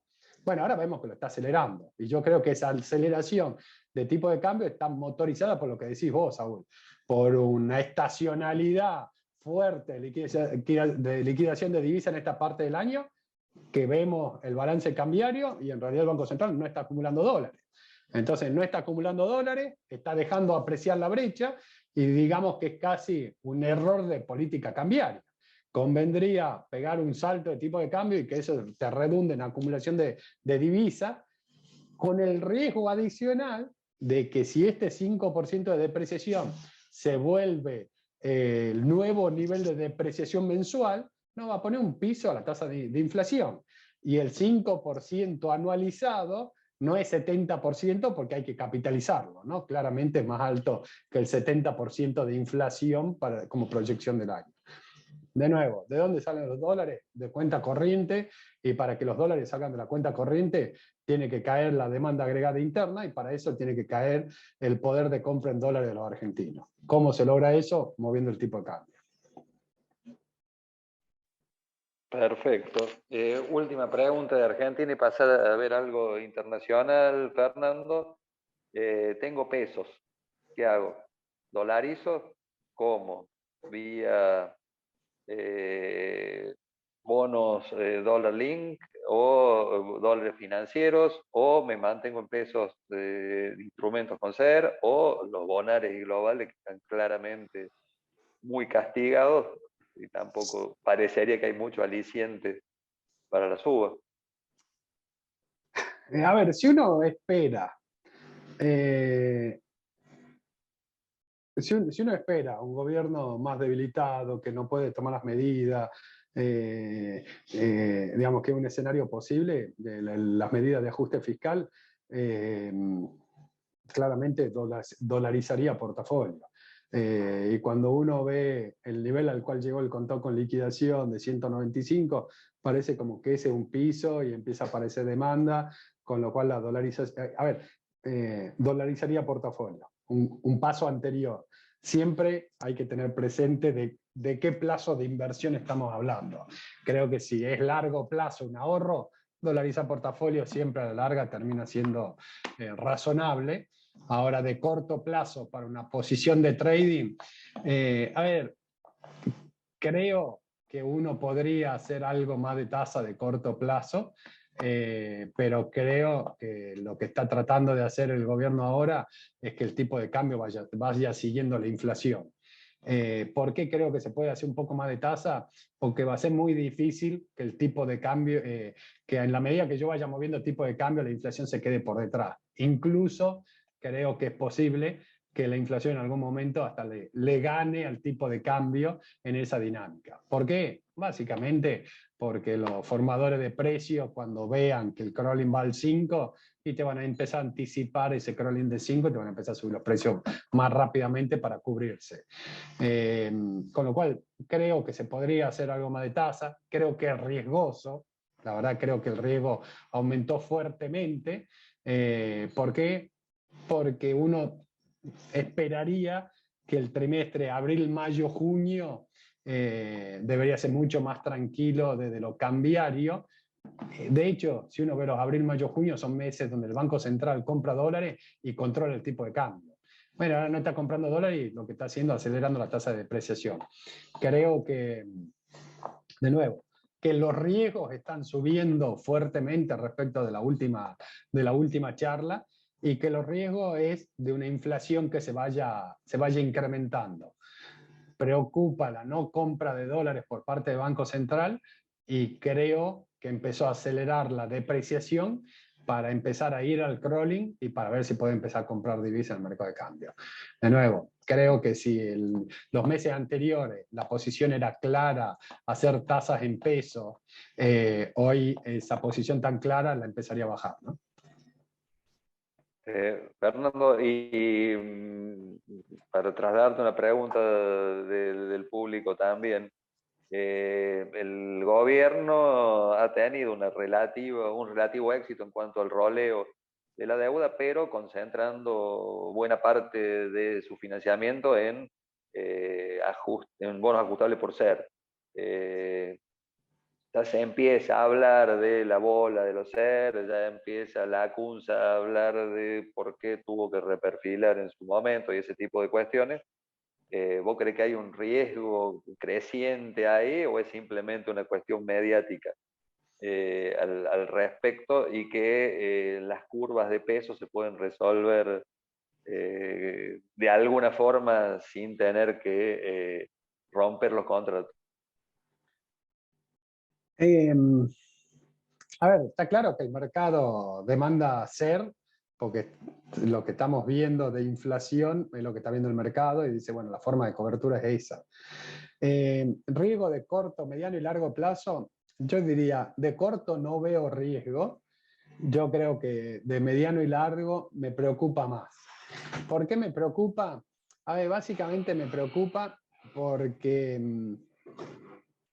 si en algún momento se quiere hacer un programa de estabilización en Argentina, tenemos el gasto público indexado, tenemos la deuda indexada, tenemos, digamos, tenemos distintos componentes de la economía que van ajustando por ser o algo parecido al ser.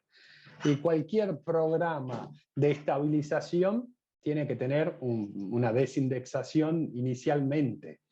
La verdad que yo creo que si en algún momento se hace un programa de estabilización de la economía, necesariamente va a tener rotura de contratos, se van a romper contratos. ¿Por qué? Porque hay que romper la inercia, hay que romper la indexación, hay que romper todo esto, y dado que actualmente tenés las jubilaciones, tenés el gasto social, tenés la deuda, tenés muchos componentes de la economía indexado, va a tener que reestructurar contratos, ¿no?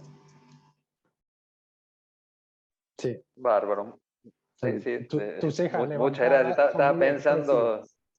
sí, sí, estaba pensando justamente en lo que fue el desagio allá por el 85 y ese tipo A ver, de cuestión, ¿no? si Todo tenemos, vuelve en la Argentina. claro, si tenemos 3 minutos, a ver, si uno dice cuál es el principal problema de la economía argentina, yo diría que el principal problema es el inflacionario. El inflacionario, en estos 70 años, hubo 12 años de inflación de un dígito, 9 con convertibilidad. Y la convertibilidad nos demostró que ¿qué hay que hacer? No hay que emitir para financiar el déficit fiscal. Yo diría, no hay que tener déficit fiscal, hay que estabilizar tipo de cambio. ¿Por qué? Porque todos pensamos en términos de dólares. Y lo tercero, hay que tener flexibilidad de precios a la baja para no recurrir en el futuro a devaluaciones, porque todos pensamos en dólares para bajar los costos argentinos y necesitamos desindexar la economía.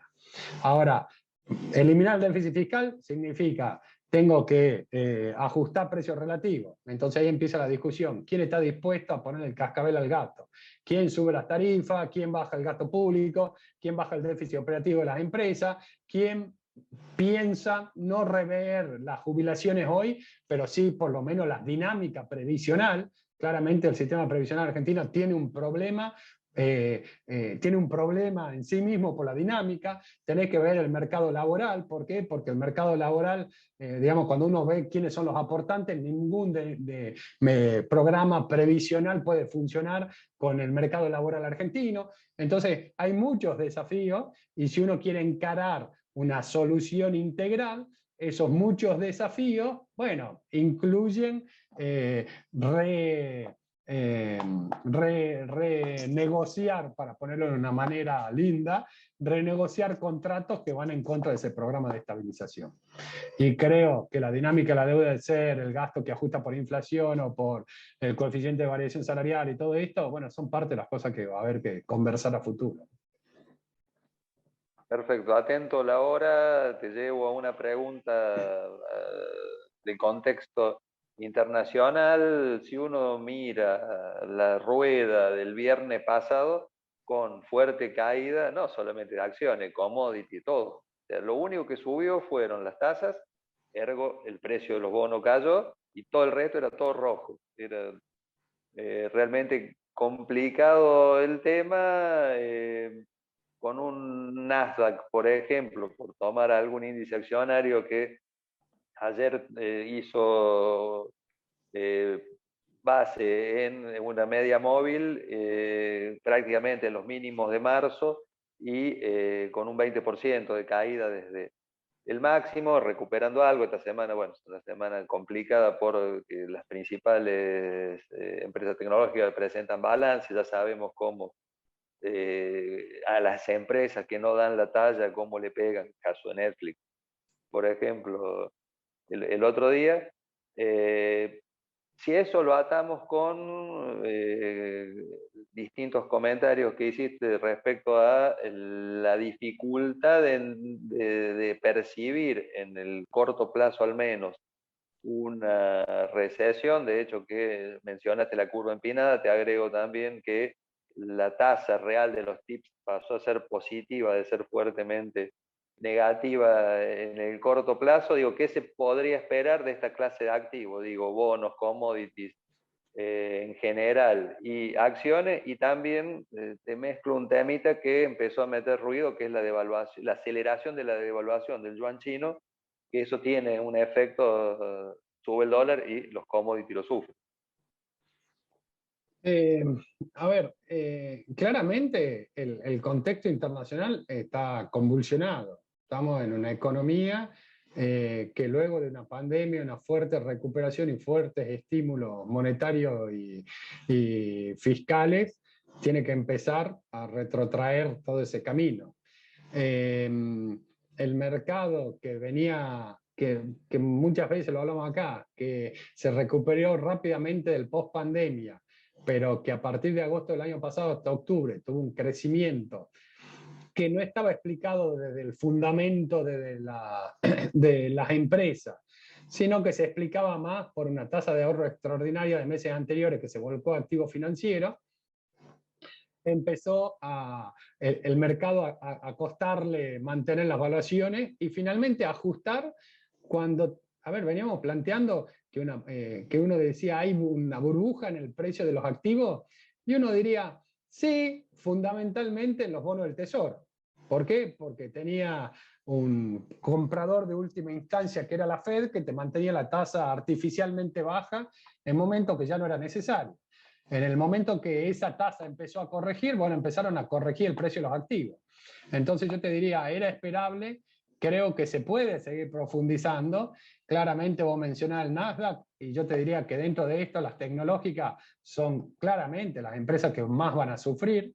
Creo que es más un mercado, digo de nuevo, que si uno bucea en los índices, hay acciones que no le están yendo tan mal, que son las más de cobertura. Creo que hay que buscar acciones de ese tipo, acciones que tengan poder de negociación con proveedores para limitar la suba de costos y que tengan poder de negocio, digamos, y que tengan una gran participación en el mercado, con lo cual pueden pasar a la demanda ese incremento de precios. Yo mencionaba, creo que en algún momento, empresas como Walmart o empresas de este tipo. Bueno, son empresas que en estos escenarios defienden muy bien el valor. Creo que todo lo que es tecnológico, claramente lo que más va a estar sufriendo.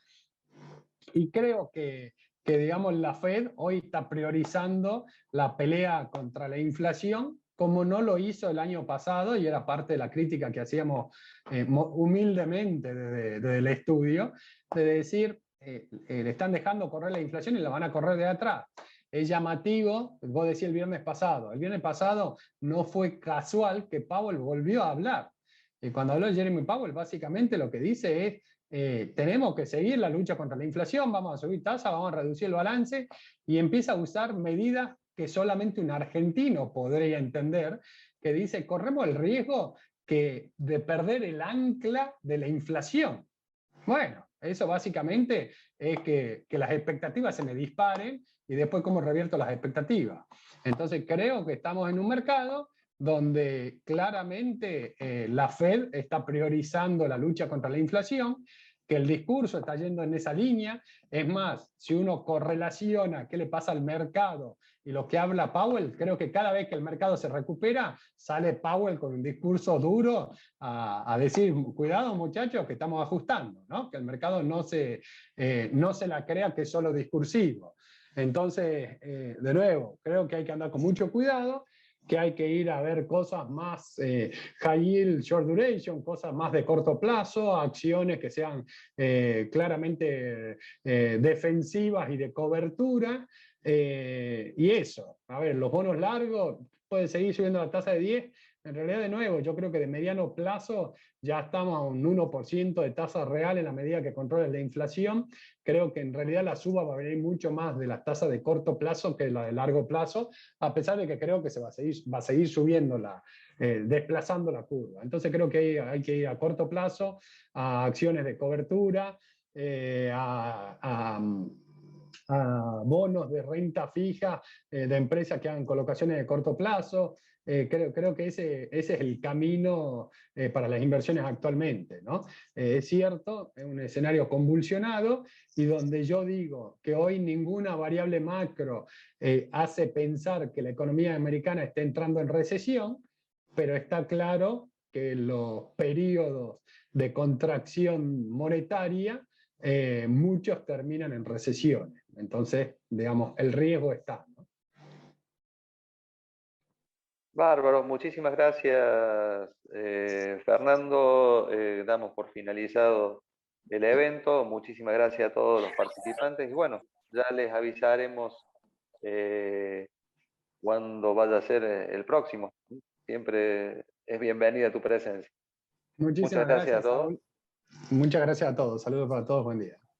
Perdón, desde la calle por el ruido, no quería dejar la oportunidad de agradecerte de vuelta, Fernando, tu participación y la simpleza y claridad para expresar cosas complejas que siempre suma un montón. Así que muchas gracias y te esperamos pronto en el Congreso de IAEF, 11 de mayo creo que está por Córdoba, ¿no? Así, el 11 de mayo andaré por Córdoba, así que ahí nos veremos. Dale, va a ser un placer recibirte por acá y gracias a todos por haberse sumado a este webinar. Nos vemos la próxima. Gracias, Aníbal. Buen día.